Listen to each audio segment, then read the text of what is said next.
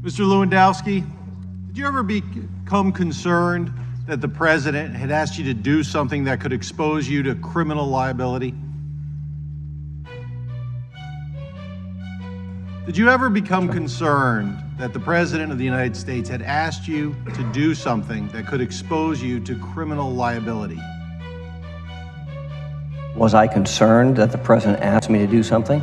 Not to the best of my knowledge. Were you ever concerned that the president had asked you to do something that put you in harm's way, made you feel that you were in trouble?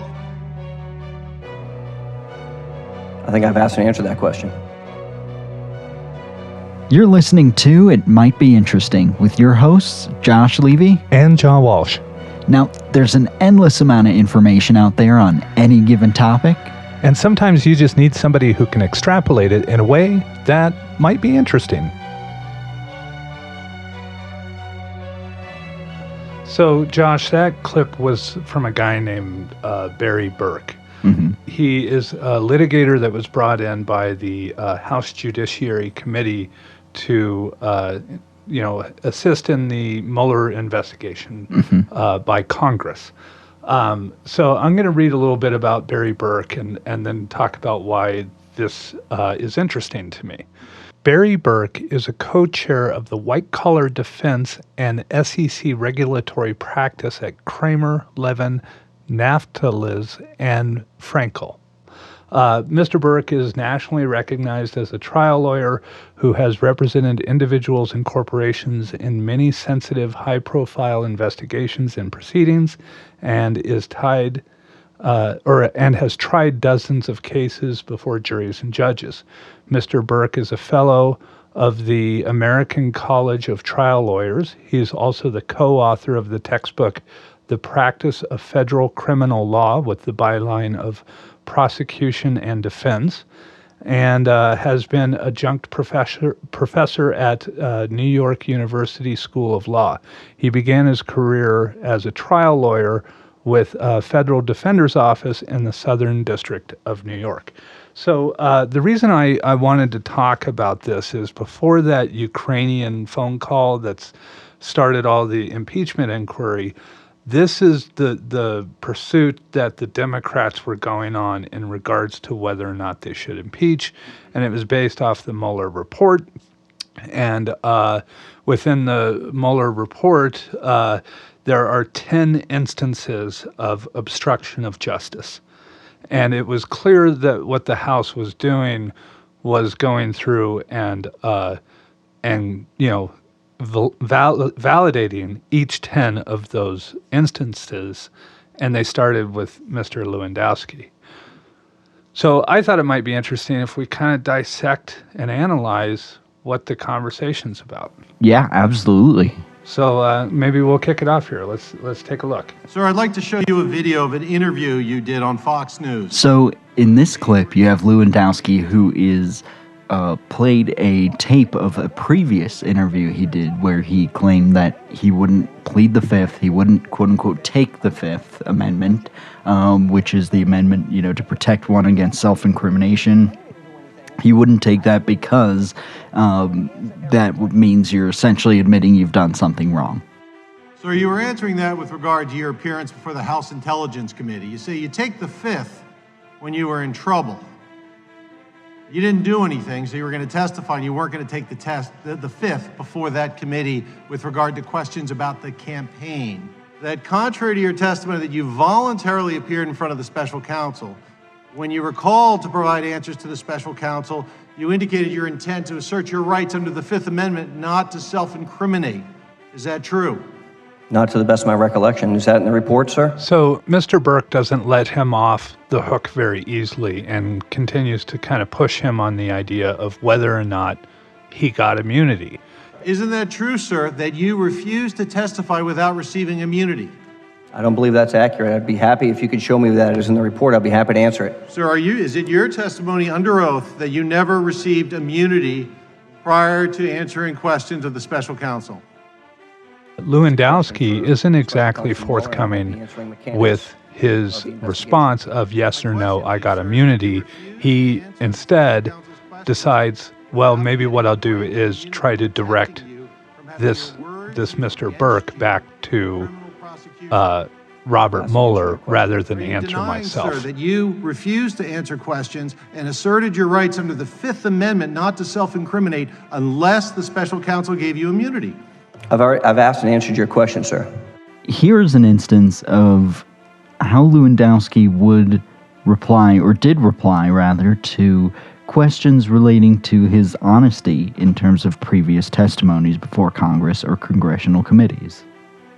Sir, do you agree with your statement that you would assert the Fifth Amendment if you believed you were in trouble, to quote your words to Fox News? I don't think I was under any obligation when speaking to Fox News to not engage in hyperbole if I so chose.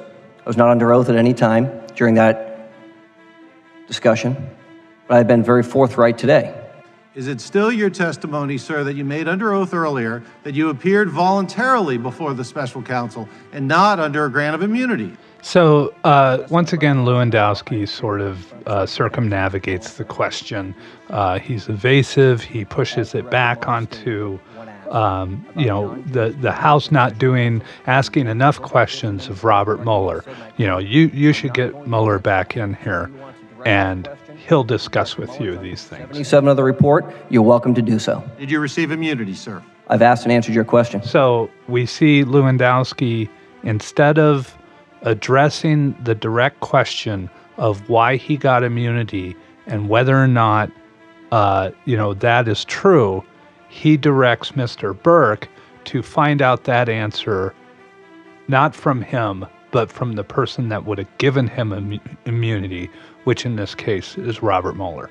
Sir, let me ask you, have you ever been untruthful about being asked to answer questions of the special counsel? I've already testified. I've been honest to the best of my ability.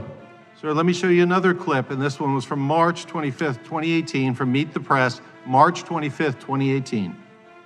Have you met with the special counsel, Robert Mueller? I know you've testified before the Senate and the House Intel investigations. What about the special counsel? Look, I have said very candidly, I'll be happy to speak with the special counsel if they'd like to do that. I've been very open about, I volunteered to testify for 12 hours in front of the House committee. I've testified in front of the Senate committee, and I'll make myself available because I was there at the very beginning of the campaign. Have they asked for you yet, though? Have they asked for you? Not yet, no.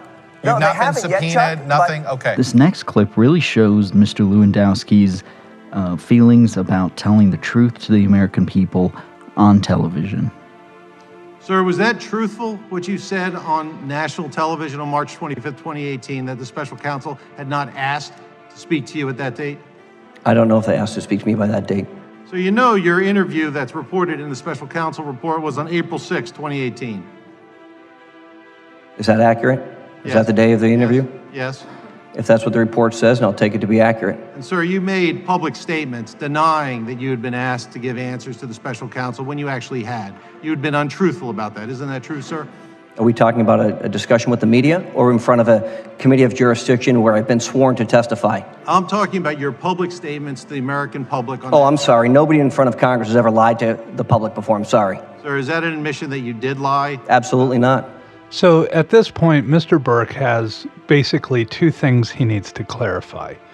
Is what is reported in the Mueller report accurate, or is what your public statement on national television accurate? Because you told the special counsel one thing, and you're saying something opposite on television, so let's clarify that. I don't believe so.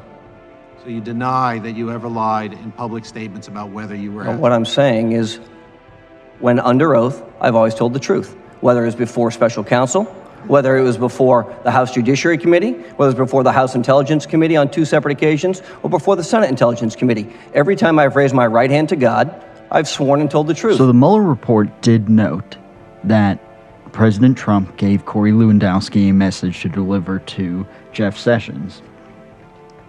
And later on, Mr. Lewandowski denied it on television, during an interview with media outlets.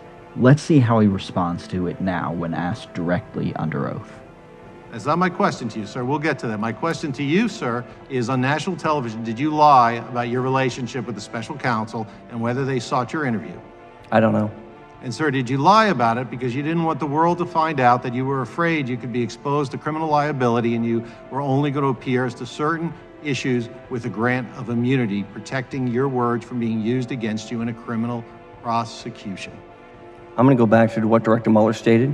He's not going to answer that question. I'm not going to allow you to use me as a backdoor into his methods. If you'd like to question Director Muller about the way of the investigation techniques of the Justice Department, you've had that opportunity to do so, but clearly you didn't. So Burke continues to pressure him. And what he wants is an explanation as to why he lied on national television and why, is the lie to protect either the president or himself? Which one is it?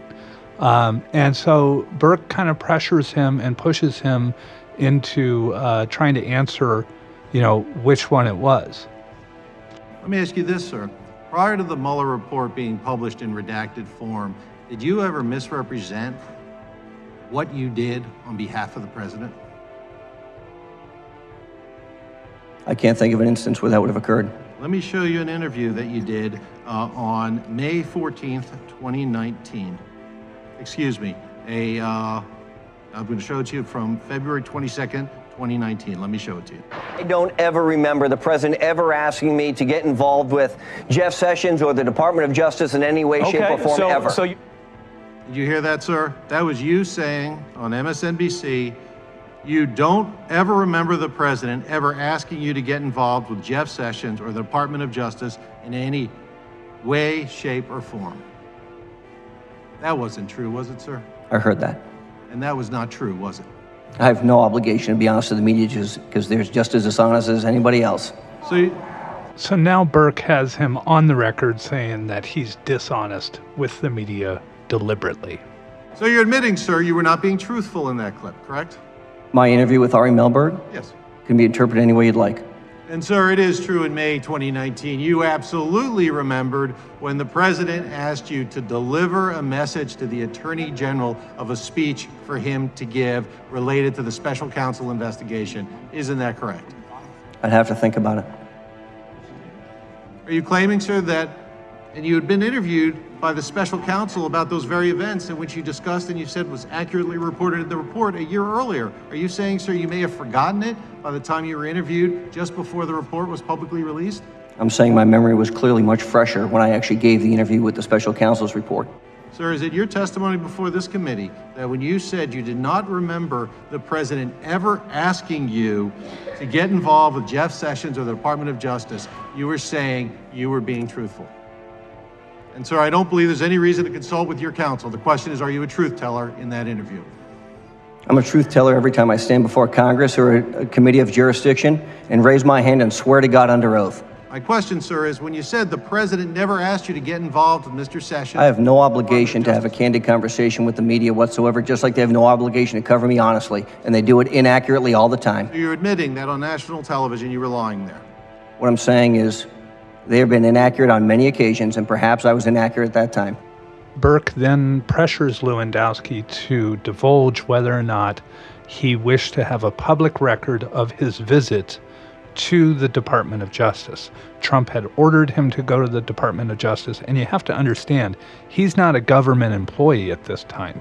He's a private citizen, and he's being asked to go to the Department of Justice to deliver a message to Jeff Sessions, the Attorney General, to alter the investigation and limit its scope to exclude Donald Trump.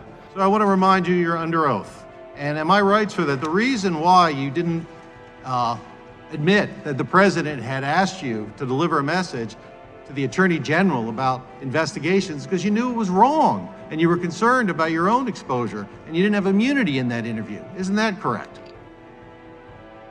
Which interview? The one we just watched where you lied about the president asking you to deliver a message. I didn't know I could get immunity from a media outlet. Sir, let me ask you, did you say that because you wanted to protect the president? Not to the best of my recollection. Sir, did you deny it because you wanted to protect yourself? Not to the best of my recollection, Mr. So Burke. why did you lie on national television, sir, about the president giving you a message to the Attorney General about the special counsel's investigation? I don't recall that particular day, and my mindset at the time, so I couldn't answer that. Can you offer any explanation for why you would lie on national TV other than concern about protecting yourself and the president?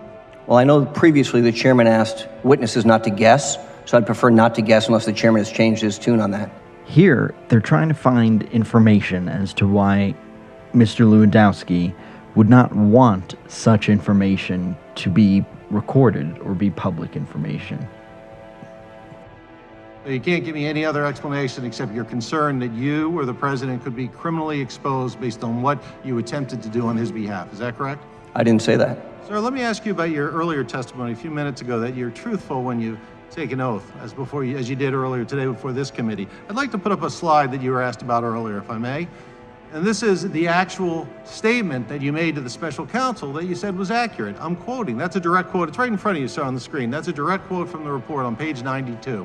And it said Lewandowski did not want to meet at the Department of Justice because he did not want a public log of his visit. You were asked about that. Now, sir, do you deny that you told the special counsel you did not want a public log of your visit with the Attorney General? Another way that Mr. Burke could have asked that question would have been, Mr. Lewandowski, did you lie to the special counsel when you told them that you did not want a public record or a public log of your visit to the Department of Justice? Yes, sir. Your earlier testimony was that the reason you didn't want a public log is because you wanted to have a casual dinner with the Attorney General. Was that your earlier testimony? That seems to be accurate. Sir, having a casual dinner with the Attorney General has nothing to do with why you wouldn't want a public log of your visit with the Attorney General, does it? It does. So isn't it in fact you didn't want a public log because you knew what you're doing was wrong? So that just as the president went to an unofficial non-government employee, you wanted to make sure there was not a record of it. Isn't that right, sir? No. So do you agree that if a log creates a record of your visiting with the Attorney General?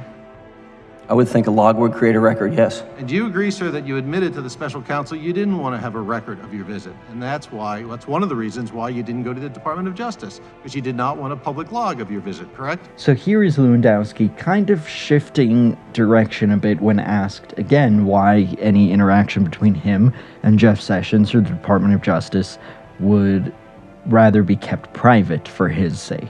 Sir, my question to you is, you say you didn't go because you didn't want a public log of your visit. Are you asking me the same question I've just answered? Yeah, I have stipulated to the fact that what is in the Muller report about a public log is accurate to the best of my recollection. I'll be happy to answer it again, but it's still accurate to the best of my recollection. That's because you didn't want a public record of it, correct? I believe I've said, my quote is, did not want to meet at the Department of Justice because he did not want a public log. That is a quote that somebody in the special counsel's team clearly referenced as something I've said. And you also said, sir, that you didn't want the Attorney General to have an advantage over you. Is that correct? I think that's also an accurate representation in the report, but I'd have to be made aware of where that is again. So on page 92, it's quoted right in front of you. So I ask you, sir, again, if you didn't think you were doing anything wrong and you weren't being brought in to pressure and bully the Attorney General, why did you not want him to have an advantage over you? Jeff and I were friends and have been friends. And seeing him in a social environment where we could sit down and have a meal, whether at his house, my house, or a Washington, D.C. restaurant, to have a conversation was something I thought was better for the both of us. Or isn't that true that that has nothing to do with the question of whether you wanted a public, that you didn't want him to have an advantage over you? That was because you were trying to assert leverage as the president wanted you to give him a message about what he should say about the special counsel's investigation. No, Mr. Burke. So once again, Mr. Burke plays a video from a news clip on Fox News wherein he denies this whole encounter with Sessions, and Lewandowski, instead of answering the question, kind of turns the cannon fire onto Mr. Burke instead. Now, sir, that was April 19th. I'll represent you. That was the day after the redacted Muller report came out on April 18th. Sir, you said you never delivered a message to Jeff Sessions. That's what you said in there, right? You were asked to deliver that message. Isn't that correct, sir? I believe that's accurate compared as it comprised in the report, yes. But the meeting never transpired. And you said, sir, you never did anything other than what was completely legal. And you said that, sir, because you knew if you delivered that message that told the Attorney General to instruct the special counsel to limit the investigation to exclude the president. That would not be legal. Isn't that correct, sir? You know, Mr. Burke, I didn't have the privilege of going to Harvard Law School, and I'm not an attorney. So what I know is I didn't think at the time that the president asked me to deliver a message that anything was illegal about it. I didn't have the privilege to go to Harvard Law. So if you're telling me that in your opinion, that would have been illegal, then that's your opinion to it. But I never assumed that, never thought about it at the time, and haven't thought about it now. So Burke keeps asking Lewandowski to come back to incidents that were mentioned in the Mueller report. Lewandowski has essentially talked himself into a corner. Let me ask you, sir, you were asked about why you didn't deliver the message. You said you went on vacation for 2 weeks. Over a month after the president directed you to deliver that message to the Attorney General Sessions, you didn't deliver it, right? Because you met with the president a month later on July 17th. Is that correct? I believe that's what the report says. So you've been back from vacation for 2 weeks. You even went to Washington to meet with the president. Why didn't you deliver the message that the president asked you to deliver it unless you didn't deliver it because you knew it was improper to deliver? Mr. Burke, it wasn't a priority. For who? For me. It was a priority for the president, isn't that right? You'd have to ask the president that question. Didn't the president tell you it was a priority? Didn't he ask you at your second meeting in July, did you deliver the message yet to the Attorney General? Didn't he ask you that? Mr. Burke, I can't disclose any conversations on in the Mueller report. That is in the Mueller report. Okay, where is that, please? You testified. What page is that on, sir, to refresh my memory? Sir, let me ask you a question. Do you remember the president asking you that? Could you please reference me the page number so I can review it? So the bind that Lewandowski is in is if he at any point says that what is written in the Mueller report about him is untrue, then he is admitting to lying to the special counsel. And so this narrative of this story starts to really unravel at this point in the interview. Sir, did the president ask you do you remember testifying earlier that you said the president said if Mr. Sessions will not meet with you for you to deliver that message, you should tell him he's fired, correct? Again, if there's a reference to the report, I'd like to refresh my memory. It's been a long day. Sir, how about I'm sure you appreciate that. How about if I reference you to your testimony? Do you recall testifying to that earlier today? Again, it's been a long day. I believe it to the best of my knowledge that that's what I said, but if there's a reference to the Mueller report, I ask you to point it to me. So let me ask you, sir, if it wasn't a priority for you to deliver the message, why did you enlist Mr. Dearborn to deliver the message for the president? Again, I can't speak to private conversations I would have had with Mr. Dearborn at the advice of counsel. Not asking private conversations. The fact that you did it is already disclosed in the report. I'm asking you, why did you do it? Okay, I've known Mr. Dearborn since his tenure as the chief of staff to Senator Sessions. He was my primary point of contact for Jeff Sessions during the Trump campaign. And I also knew that Mr. Dearborn had continued, like I did, to have a long-standing relationship with Jeff. And if I wasn't going to be seeing Jeff, I figured Rick would be able to deliver that message. So here, Lewandowski is going to be asked by Burke about why he shifted his tactics, why he asked someone else to deliver this message rather than dutifully delivering it himself, which he had intended on doing, which he, at least up until this point, seemed as though he was going to do. Well, sir, did you try to see Mr. Sessions again? Did you call him after the president told you to do it and see if he would meet with you this time? Not to the best of my recollection. And sir, is the reason you personally didn't call him, someone who you said you were friendly with, was because you knew what the president asked you to do was wrong, and you, sir, didn't want to get in trouble. That's why you didn't do it. You know, Mr. Burke, I've asked and answered that question. I'm not a lawyer, but I didn't think that he was asking me to do something that was unlawful at the time, and I don't think that was the case now. Sir, and didn't Mr. Dearborn tell you that he actually had handled the situation and had delivered the message? I don't recall that conversation, but it's possible. Let me show you what Mr. Dearborn told the special counsel. He said that he had told you that he had handled the situation, but he had not actually followed through. Do you recall that, sir? I don't know if I recall that conversation with Mr. Dearborn. One of the things that is perplexing about Lewandowski is the fact that he is not a government employee. He does not work for the campaign. He was fired before Trump took office. So why is Trump asking this non-government employee to go do this thing with Sessions? The only answer is there has to be an incentive in there. Sir, let me now ask you why the president thought you might be prepared to deliver a message that everyone in his administration that he asked refused to deliver. Sir, am I correct that a few weeks before you met with the president in June of 2017, you had a conversation with his senior staff about joining the administration in a very senior role?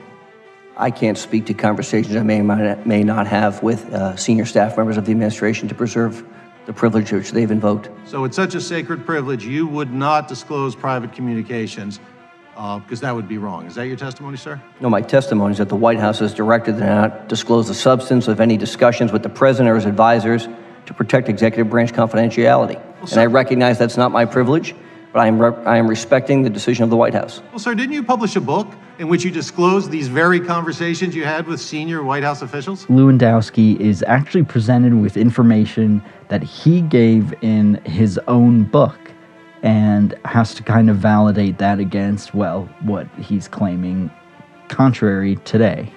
Let me ask you about, do you recall, sir, let me show you some things you wrote in your book. Do you recall you met at the White House right in late May 2017? Do you recall that? I do recall meeting then with Mr. Trump in the Oval Office in late May of 2017. Yes, I do. And let me show you, sir. Here's what you wrote. You wrote, multiple times during his trip abroad and even during the plane ride home, the boss talked about bringing us in to restore order to the West Wing. So now Lewandowski has to prove whether or not a book he wrote is filled with lies. And you recall, sir, that before you met with the president, his chief of staff, Reince Priebus, and his senior advisor, Steve Bannon, described what kind of role you were being considered for. Do you remember that, sir? I can't discuss private conversations with the senior staff. Mr. Burke, I've answered that many times. I know you can't discuss it, but you can write about it. So let's look at what you wrote about it, sir. He also has to explain this incentivizing role that Steve Bannon and Reince Priebus were talking to him about, which was a senior administration role for a guy that was fired from the campaign. Corey Lewandowski, per their plans, you wrote, and this was the plans Mr. Priebus and Bannon shared with you, was going to oversee political operations, presidential appointments, and the RNC, as well as the campaign's handling of Russian meddling in the 2016 election. He would be on the same level as Jared, a senior advisor. Was that true, sir, what you wrote there, that they were talking about you in late May joining the position and playing that role? The book is accurate. And sir, if you keep going on, if we could go what you met with the president, and the president said he didn't want to do it right now, meaning when you met with him, because if the place isn't working better in the next 4 or 5 weeks, I'm firing everyone. Is that correct? Again, I believe the book is accurate.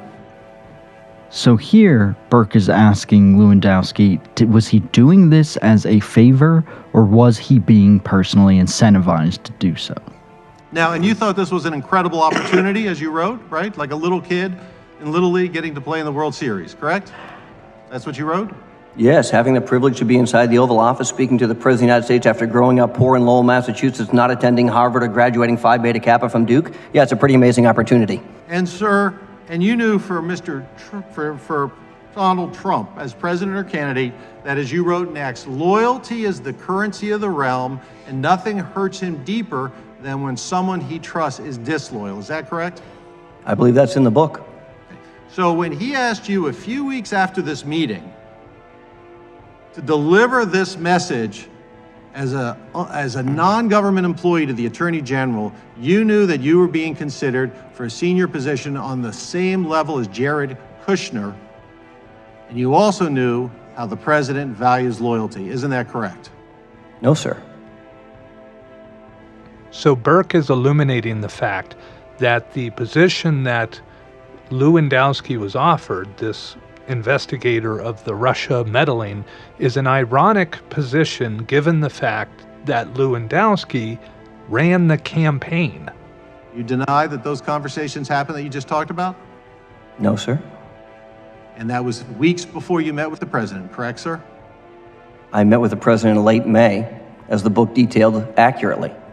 And sir, But you also read the rest of the paragraph, which said, we don't want you to come in at this time because if it doesn't work out, I'm going to fire everybody. he said now, but he was dangling the position of the most senior level for you. Isn't that correct? That's a question for the President of the United States, sir. And he would know that he dangled it, and therefore you would do his bidding in delivering a secret message to the Attorney General that everyone in his government who he asked to deliver wouldn't do it. Isn't that correct? No, sir. Here, Corey Lewandowski is asked about the opportunity he had to investigate, take on a position where he would investigate the election, which he ran the election, for one, the campaign for one party. So here's how he responds to that type of question. All right, sir, well, let me ask you about this role you were going to have.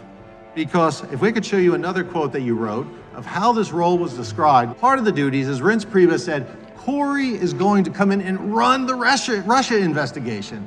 So is it true, sir, that you were being told you were considered to come in to run the investigation of the Russia's influence of the 2016 presidential campaign just weeks before you were asked to tell the Attorney General to limit the special counsel's investigation to future elections? Lewandowski can't really confirm that this position was being dangled in front of him, because if he does, then he implicates the president in a bribery scheme.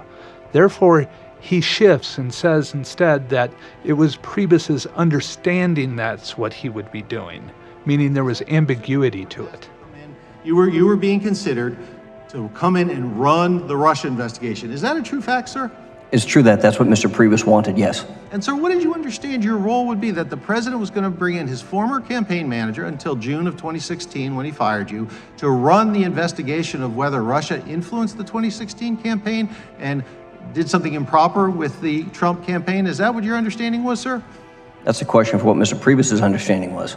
Here is how Corey Lewandowski responds when asked point blank if he takes seriously or not the notion of another nation, particularly Russia, interfering with our democracy and our democratic process. But what I want to know, sir, is the president would know when he asked you to deliver the message to the Attorney General to tell the special counsel not to investigate the 2016 campaign, that you, sir, were under consideration yourself to be brought in by the president to run the very investigation of the 2016 campaign and Russian interference that you had previously been involved in. Isn't that correct, sir? Not to the best of my knowledge, no. Sir, it was not raised with you that you were going to be considered to run the Russia investigation? That was Mr. Priebus's idea, not the president's idea. And Mr. Bannon, correct? I don't know if Mr. Bannon was involved in that. It's possible. And the president, prior to your meeting, had discussed with you how much he wanted you to come join the administration just prior to that meeting as he was on his trip, on his way back. Isn't that what you said, sir? No, I didn't speak to him while he was overseas. On his way back, he raised that issue. Isn't that true, sir? That's what you wrote. I don't believe I said that I spoke to the president while he traveled back from overseas. Did he raise with you joining the administration before that meeting, sir? I've spoken to the president and president-elect multiple times about opportunities, but I can't divulge those conversations. I'm sorry. Well, you already did in your book, sir. And you've already said that those conversations happened and were true, correct? And what I stated was that was Mr. Priebus's idea, not the president's idea. But, sir, you also wrote, and we just read it, that multiple times during his trip abroad and even during his plane ride home, the boss talked about bringing us in to restore order to the White House. Didn't you write that, sir? If that's what the book says, I don't have it in front of me. Yes, it does. So in this final segment, Burke has whittled this guy down. He has chiseled him to the ground as a skilled litigator would do. He's gotten him to admit that he's lied on national television. He's gotten him to admit that the things that he wrote in his book are accurate. And now finally he's going to ask him, are the things that are detailed about you and your behavior in the Muller report accurate to the best of your knowledge? Sir, so you asked about that this is the findings. You don't just have any reason to dispute the findings that Mr. Sessions was recused from the investigation and wasn't allowed to participate, do you? I have no idea what the findings of the report were. I have not read the report as I've testified to now on dozens of occasions here today. Let me go to the next slide.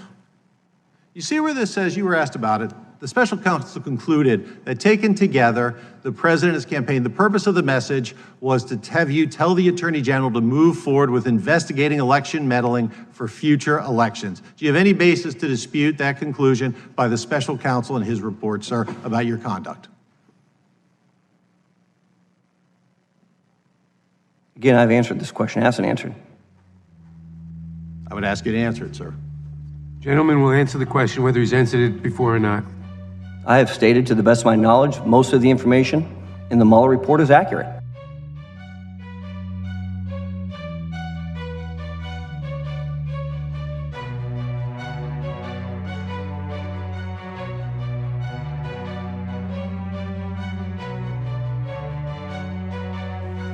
So, as I stated at the beginning, there are 10 instances of obstruction of justice.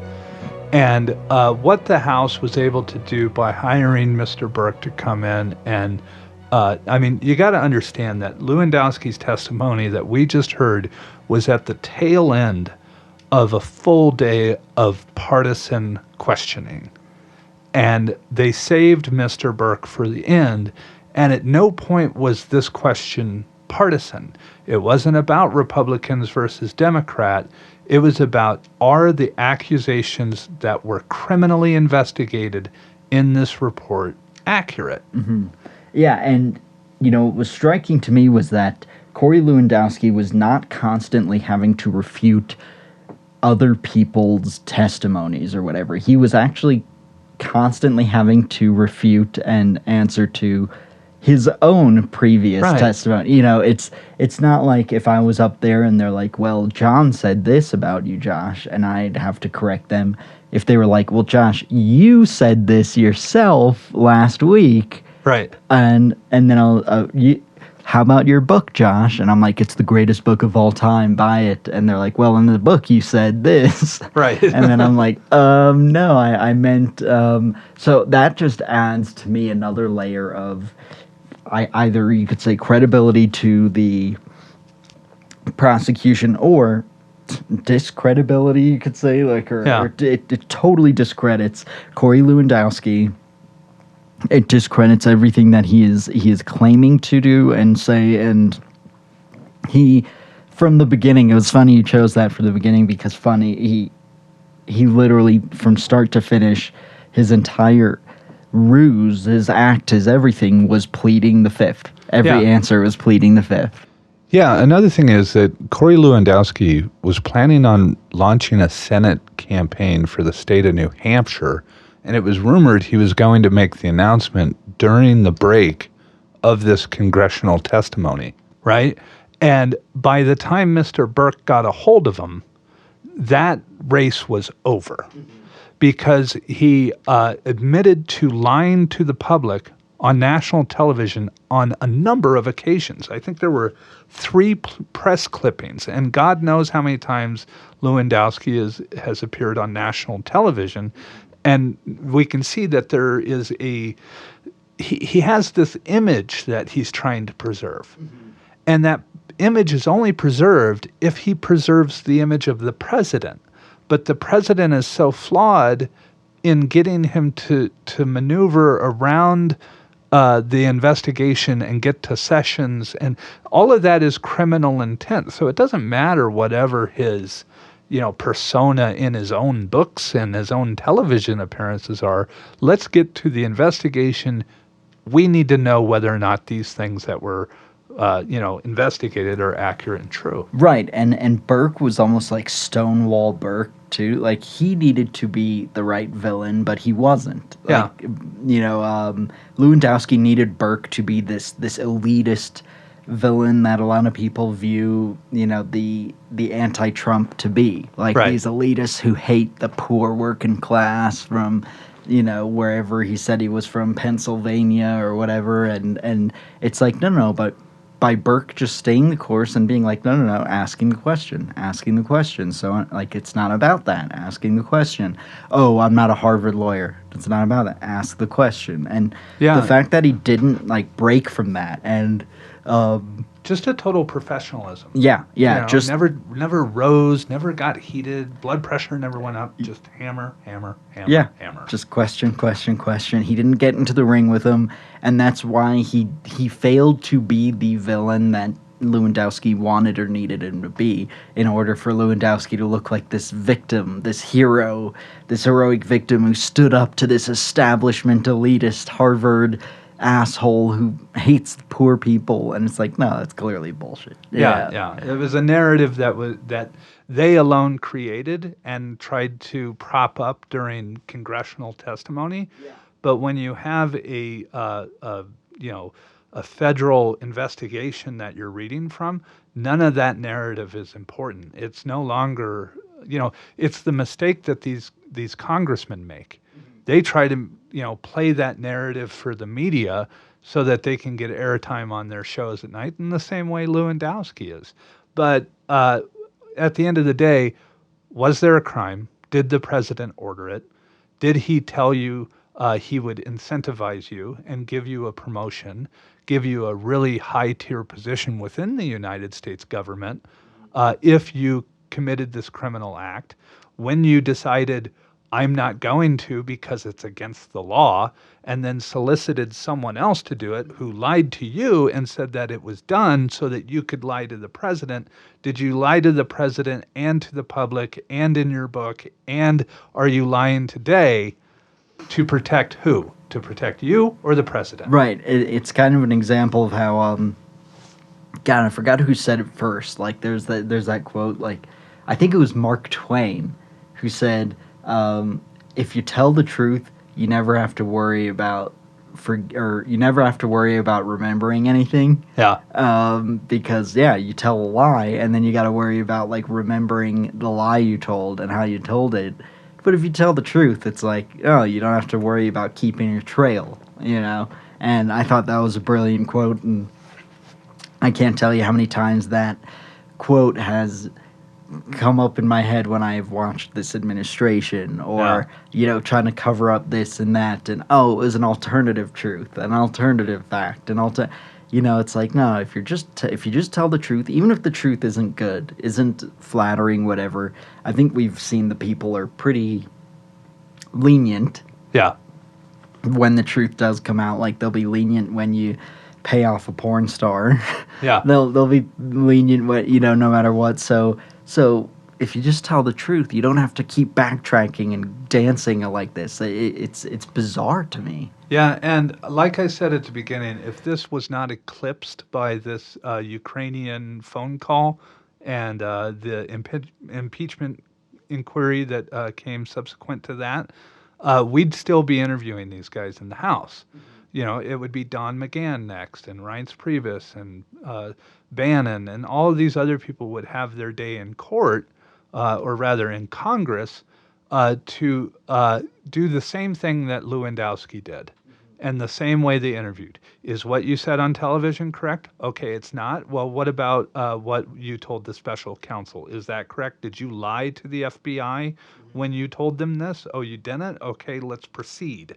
That is the way this investigation seemed to be working out. And I once heard it said about lawyers, lawyers are not paid to understand, they're paid to win the argument. Mm-hmm. Right? And that's what this guy is doing. He's winning the argument, maybe not to understand, maybe that's the wrong phrase. He understands clearly, but he's not going to lose this argument to somebody who's propping up, sort of a media cultivation of himself. Mm-hmm.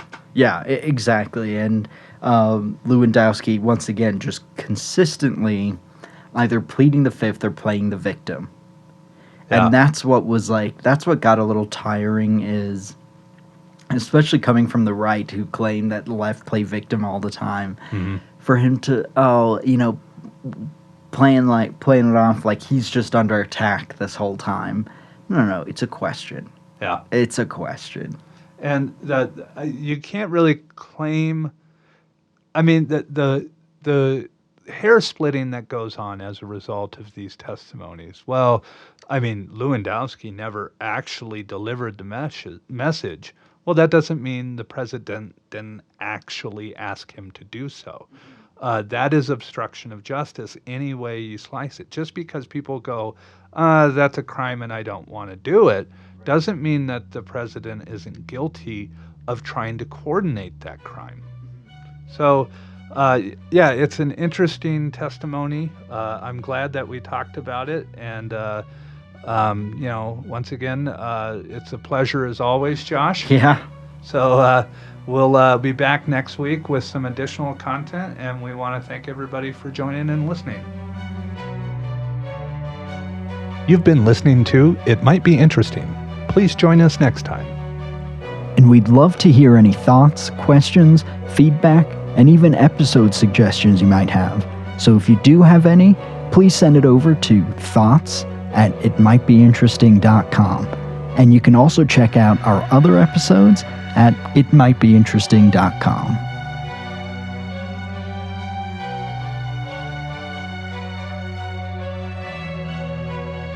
Okay, and is it an accurate representation of what you said before, which I didn't quite follow, that you did not want a public log of your visit because you wanted to have a casual dinner with the special counsel, and that's why you didn't want there to be a record of your visit? Was that your testimony earlier today, sir? I had no interest in having a casual dinner with the special counsel, no, sir. I'm sorry, with the Attorney General, sir. Are you clarifying the question? I am, sir.